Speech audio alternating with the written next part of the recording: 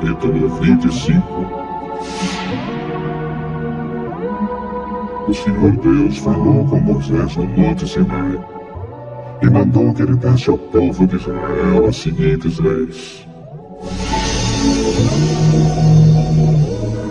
Quando vocês entrarem na terra que o Senhor Deus lhes vai dar, deixem que de 7 em 7 anos a terra descanse em honra do Senhor. Durante 6 anos semeiem os seus campos, podem as palmeiras e colham as uvas. Mas o 7º ano será um ano de descanso sagrado para a terra, um descanso dedicado a Deus, o Senhor. Nesse ano ninguém semeará o seu campo, nem podará as suas palmeiras. Ninguém colherá o trigo que crescer por si mesmo, nem podará as palmeiras, nem colherá as uvas. Será um ano de descanso completo para a terra.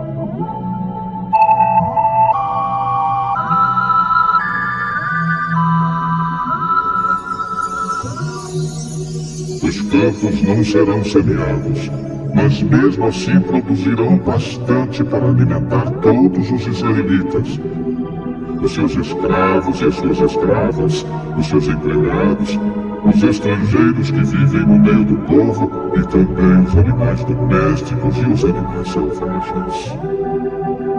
Tudo que a terra produzir servirá de alimento.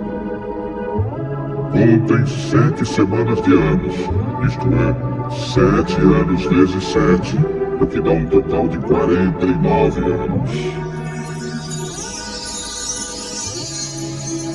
Então, no dia 10 do 7º mês, que é o dia do perdão, mandem um homem tocar trombeta por todo o país.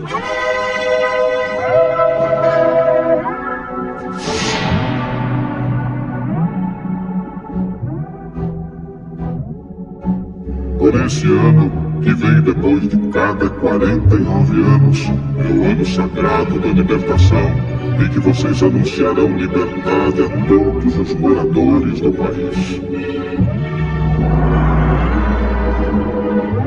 Nesse ano, todos os que tiverem sido vendidos como escravos voltarão livres para suas famílias, e todos os campos que tiverem sido vendidos voltarão a pertencer ao primeiro dono.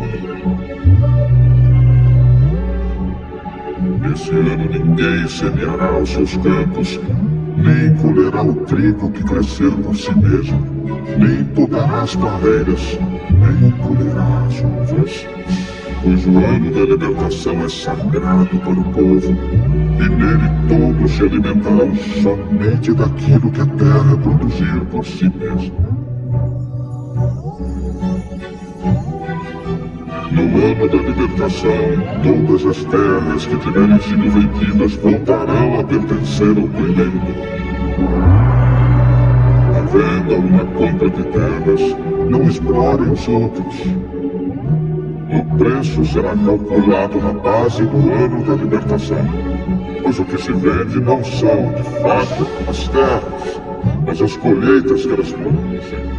Portanto, o comprador descontará do preço o número de colheitas desde o último ano da libertação, e o vendedor calculará o preço na base dos anos de colheita que ainda faltam até o seguinte ano da libertação. Se ainda forem muitos anos, o preço subirá. Se forem poucos, o preço baixará.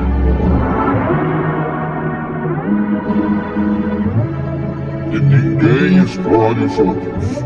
Que todos temam a Deus, pois Ele é o Senhor nosso Deus.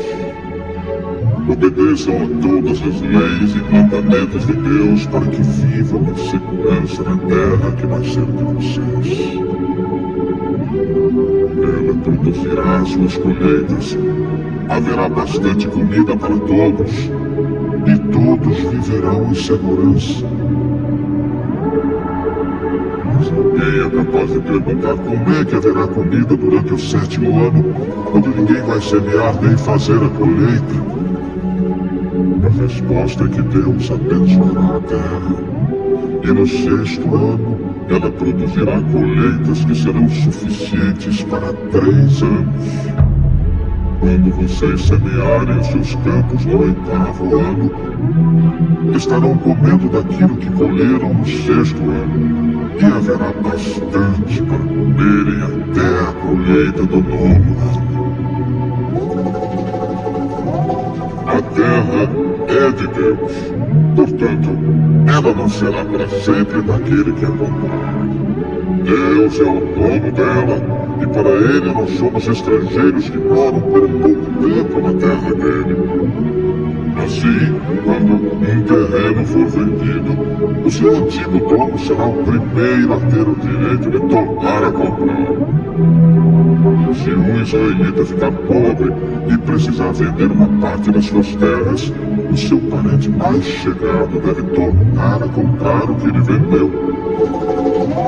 Mas, se ele não tiver um parente que compre as terras, é possível que mais tarde ele mesmo fique rico outra vez, podendo assim tornar a comprar o terreno que vendeu. Ele descontará o valor das colheitas que o terreno tiver produzido desde o último ano da libertação e calculará o preço a pagar, tendo por base os anos de colheita que ainda faltarem até o seguinte ano da libertação. E assim ele será novamente o dono do terreno. Mas, se ele não tiver o suficiente para tomar a comprar o terreno, então este ficará pertencendo ao comprador até o seguinte ano da libertação. Nesse ano o terreno voltará a pertencer ao primeiro dono.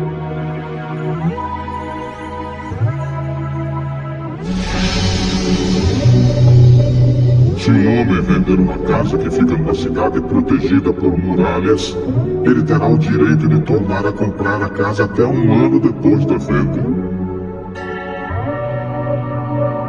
Mas, se dentro de um ano ele não comprá-la, então ela pertencerá ao comprador e aos seus descendentes para sempre. Nem mesmo no ano da libertação a casa voltará a ser do primeiro dono. Porém, as casas que ficam em cidades sem muralhas são como os terrenos. O primeiro dono tem o direito de tornar a comprar a casa, e no ano da libertação ela volta a ser do primeiro dono. Os levitas têm sempre o direito de tornar a comprar as suas casas que ficam nas cidades onde moram. Mas, se um levita vender a sua casa numa dessas cidades e não tornar a comprá-la, então no ano da libertação a casa volta a ser dele, pois as casas das cidades onde os levitas moram serão sua propriedade permanente no meio do povo de Israel. Mas os campos em volta das cidades onde os levitas moram não podem ser vendidos. Eles pertencem aos levitas para sempre. Se um israelita que mora perto de você ficar pobre e não puder sustentar-se, então você tem o dever de tomar conta dele. Ajude-o como se ele fosse um estrangeiro que mora no meio do povo, a fim de que ele continue a morar perto de você. Não cobre juros sobre o dinheiro que você lhe emprestar. Respeite a ordem de Deus para que esse homem continue a morar perto de você. Não cobre juros sobre o que você lhe emprestar, nem tire lucro dos alimentos que você lhe vender. É isso que o Senhor nosso Deus nos manda fazer.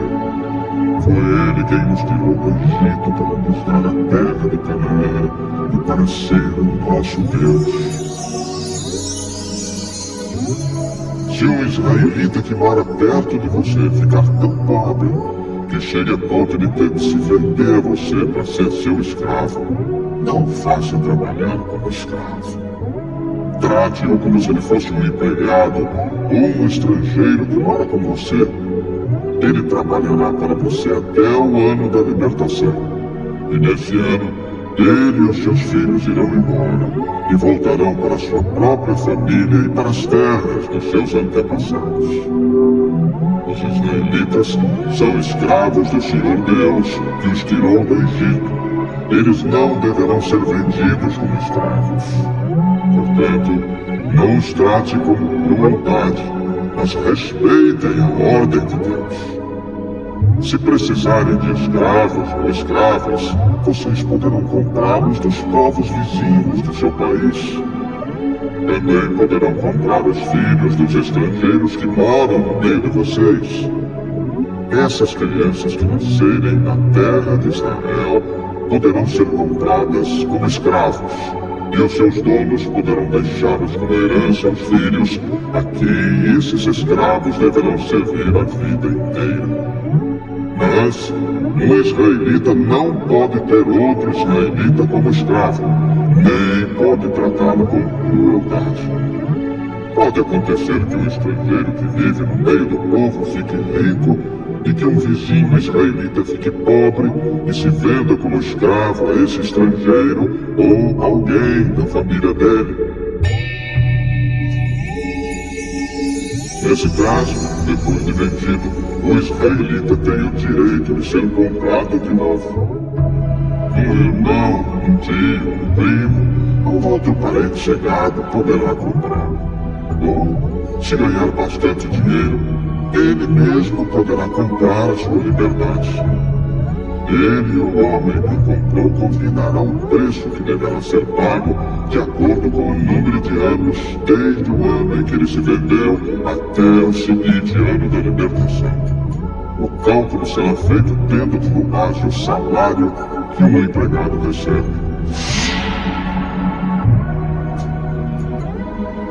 Se ainda faltarem muitos anos até o ano da libertação, ele pagará uma parte maior do dinheiro que recebeu quando se vendeu. Mas se faltarem poucos anos, a parte será menor. O dono o tratará como se ele fosse um empregado que é contratado para trabalhar por ano. Não deixe que o dono trate com crueldade. E se o homem não for libertado por nenhum desses modos, então no seguinte ano da libertação, ele e os seus filhos ficarão livres. Pois os israelitas são escravos de Deus, que os tirou do Egito. Ele é o Senhor, o Deus deles.